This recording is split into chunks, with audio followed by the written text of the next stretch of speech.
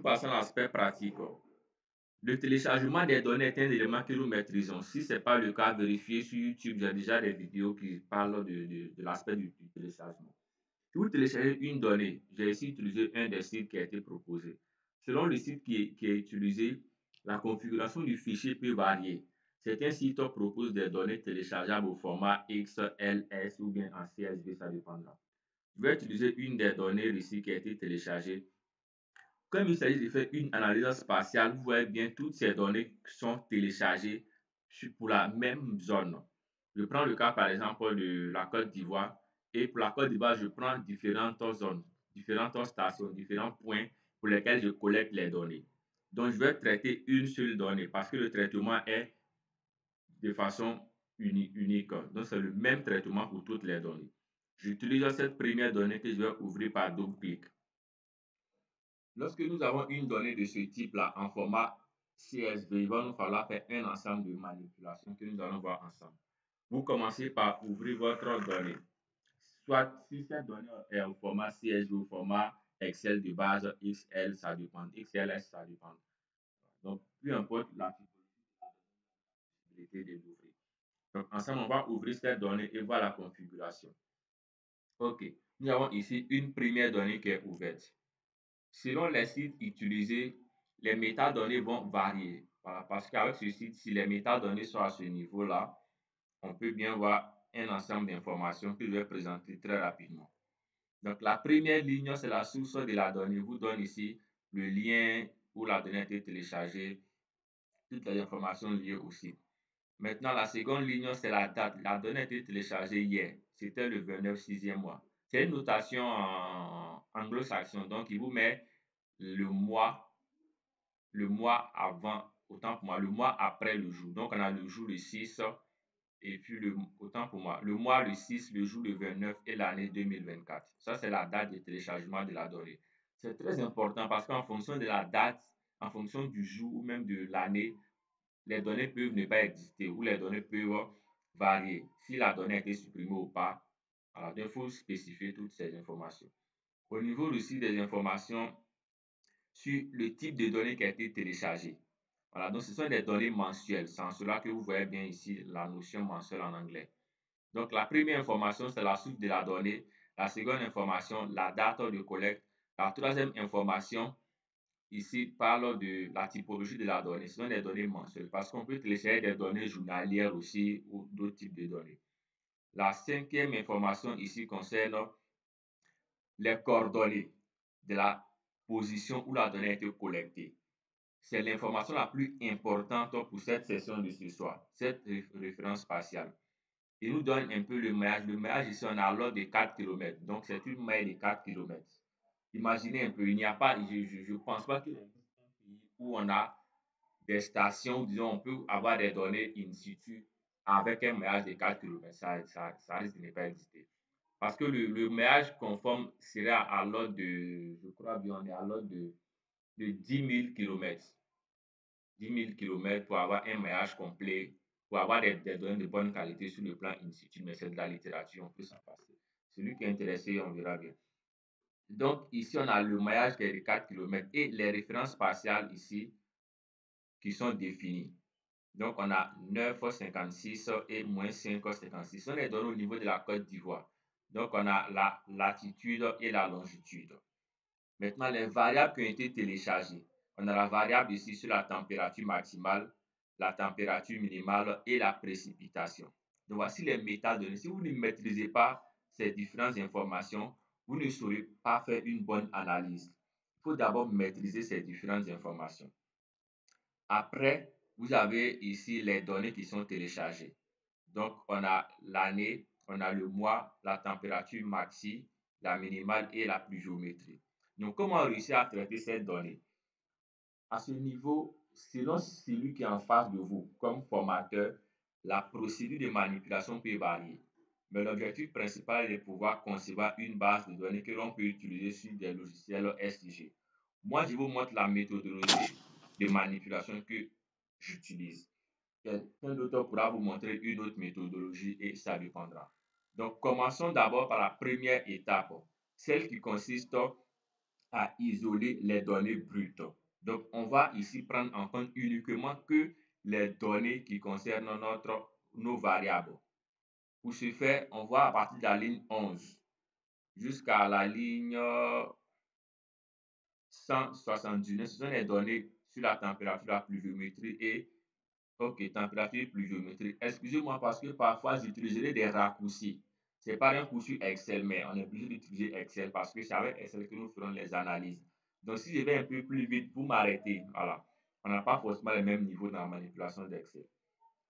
Je souhaite sélectionner toutes les lignes qui sont en bas. À partir de la ligne 11, je clique sur la ligne 11 pour la sélectionner comme ça. Je maintiens CTRL Shift. Shift, c'est la touche majuscule avec la flèche. Et j'appuie ma touche de direction bas. Donc, le raccourci, c'est vous cliquez d'abord dans la toute première ligne que vous souhaitez sélectionner ici. Vous maintenez la touche CTRL, la touche CTRL en bas à gauche. Vous maintenez la touche Shift. La touche Shift, c'est la touche majuscule avec la flèche. Ensuite, votre touche de direction bas, vous cliquez sur la touche de direction bas pour sélectionner toutes les données qui sont à ce niveau-là. Après sélection, vous faites un CTRL-C, histoire de copier cette donnée par le raccourci CTRL-C. Ensuite, vous ouvrez une nouvelle feuille de calcul en cliquant sur le plus là. Donc, on va ouvrir une nouvelle feuille de calcul et je fais CTRL-V, histoire de coller l'information que je viens de copier. Donc, nous sommes en train de faire un pré-traitement. L'analyse à proprement parler n'a pas débuté.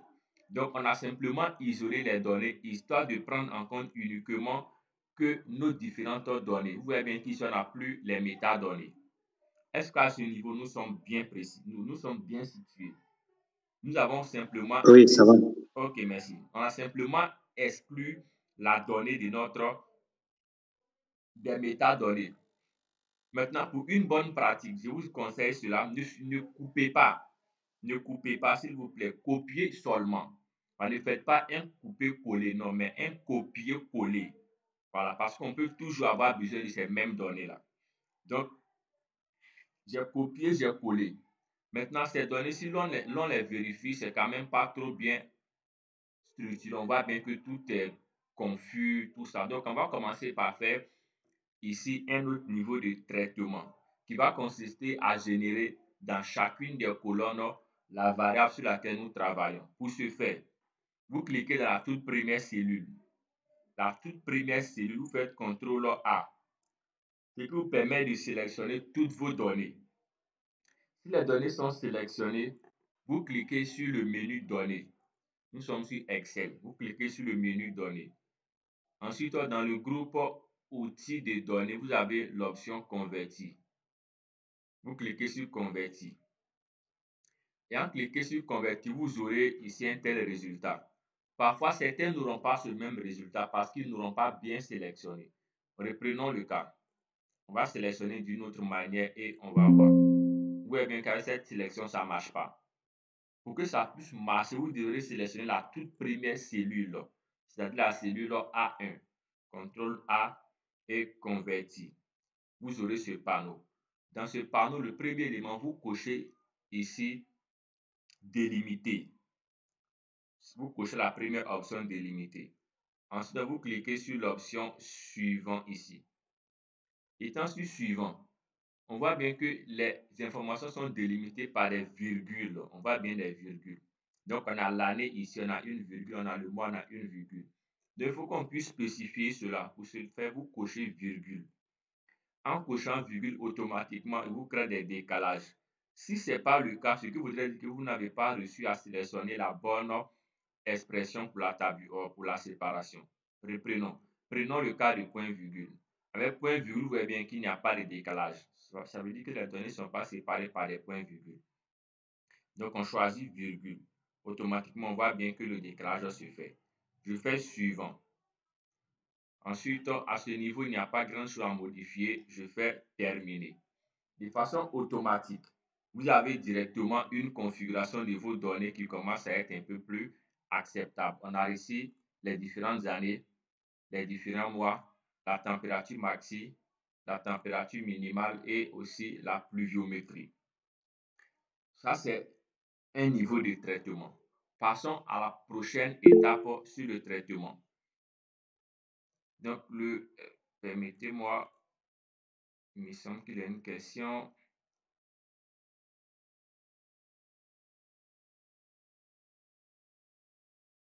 Ok, pas de souci. La séance sera disponible en enregistrement, donc vous aurez cela après. Donc, nous avons fini ce niveau de traitement. Le prochain niveau de traitement que je conseille ici, c'est de pouvoir appliquer la langue de travail. Par défaut, les données sont autant pour moi, les informations sont en anglais. Nous sommes ici dans un système francophone. Ok. Donc, nous sommes dans un système francophone. Donc, il va falloir adapter l'information. Donc, ici, le mot ici, c'est l'année qui est désignée. Donc, on va mettre ici année. Je vais éviter les accents. Je vais éviter les espacements aussi, voilà, histoire de créer des données simples. Au niveau de cette information, on a les mois qui sont là. Je mets le mois. Ici, c'est la température maximale en degrés Celsius. Merci à vous, monsieur Fidèle. Donc ici, les unités sont en degrés Celsius parce qu'on peut télécharger en d'autres unités. Tout cela, c'est dans l'aspect sur le téléchargement.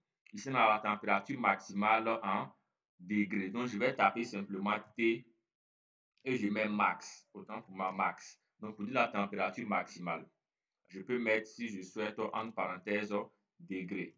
Voilà, C pour indiquer degré. Ensuite, au niveau de la température minimale, je tape aussi T en majuscule et je mets mini. Voilà, pour dire minimal et je mets ici C pour indiquer l'unité. Autant pour moi parce qu'il me met en notation particulière là, je ne veux pas ça. Ok.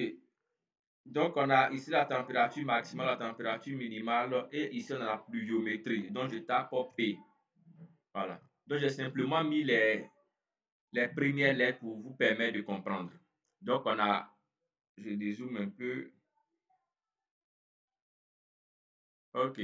On a ici les différentes années, on a les différents mois, on a aussi la température maximale, la température minimale et la pluviométrie. OK, il y a une main qui est levée, cliquez pour convertir, quelle case cocher? OK. La case sur laquelle vous devez cocher, c'est la première case, c'est la première cellule en haut à gauche. C'est la cellule en haut à gauche sur laquelle vous devrez cliquer. Voilà, vous cliquez sur la première cellule en haut à gauche. Si cela est fait, il y a encore d'autres manipulations que nous ferons ensemble. Ici, les mois, il met les numéros. Il ne met pas réellement le nom du mois. Alors, si vous souhaitez faire une analyse mensuelle, tout ça, vous pouvez adapter le mois. Donc, ici, je vais taper janvier.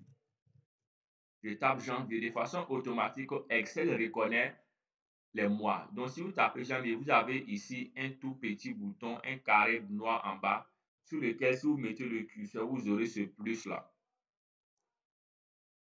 Vous double-cliquez seulement. Il va mettre ici janvier jusqu'à décembre. Voilà. De façon automatique, on voit bien que les mois sont déjà trouvés. Cela est bon. Un autre élément de manipulation qui est d'une importance capitale. Par défaut, Excel ne lit pas les virgules textuelles. Je pense qu'on se comprend. Sur les ordinateurs, de façon générale, vous avez un pavé numérique, c'est-à-dire un pavé à l'extrémité à droite sur lequel il y a des valeurs numériques. Avec ce pavé, il y a carrément en bas un point. C'est ce point-là qui représente une virgule sur Excel. C'est très différent de la virgule lorsque vous tapez du texte. Si vous ne faites pas attention à cela, il y aura une erreur dans vos calculs. Ici, le point qui est utilisé ou la donnée lorsqu'elle est générée, ce point qui est utilisé n'est pas la bonne désignation. Pour ce faire, vous devrez remplacer cela dans toutes les données.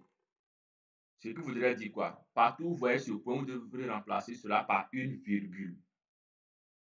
Donc, on pense automatiquement à un aspect très fastidieux parce qu'il serait quand même inimaginable de penser à modifier toutes les valeurs ponctuelles et surtout points là en des virgules. Donc avec Excel, on a la possibilité très facile de le faire. Moi, je vais vous montrer une méthode là. Ok, donc c'est ce point là que je souhaite remplacer. Alors moi, je vais copier ça rapidement et je vais faire un CTRL A, ce qui me permet de sélectionner toutes mes données. Voilà. Les données étant sélectionnées, je fais CTRL H. CTRL H, c'est le raccourci qui vous permet d'accéder aux options de recherche et de remplacement. Donc, je colle la valeur que j'ai copiée, le point que j'ai copié au niveau de rechercher. Maintenant, au niveau de remplacer je remplace par une virgule. Donc, je tape maintenant la virgule de mon pavé numérique et je clique sur remplacer tout.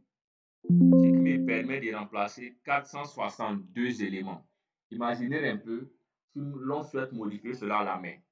On va certainement finir, mais on sera très épuisé. Donc, c'est la méthode très simple pour remplacer toutes les valeurs ici par cette virgule-là. Est-ce qu'à ce niveau, nous sommes bons? Parce que ça commence à être un peu plus corsé dans les manipulations qui vont suivre tout à l'heure. Donc, je récapitule rapidement. La première étape nous a permis d'isoler notre donnée. Donc, on a simplement sélectionné toutes ces données-là et l'on a collé ces données dans un nouveau classeur. Et dans une nouvelle feuille, autant pour moi. Dans cette nouvelle feuille, on a remplacé les informations parce qu'elles étaient en anglais. On a remplacé par des informations en français. Ensuite, les valeurs qui étaient nommées 1, 2, 3, 4 ont été remplacées par le nom exact des mois. Donc, on a janvier, février jusqu'à X, jusqu'en décembre. Maintenant, les points qui étaient la marque de la décimale ont été remplacés par des virgules. Si cela est fait, nous allons passer à un autre niveau de manipulation.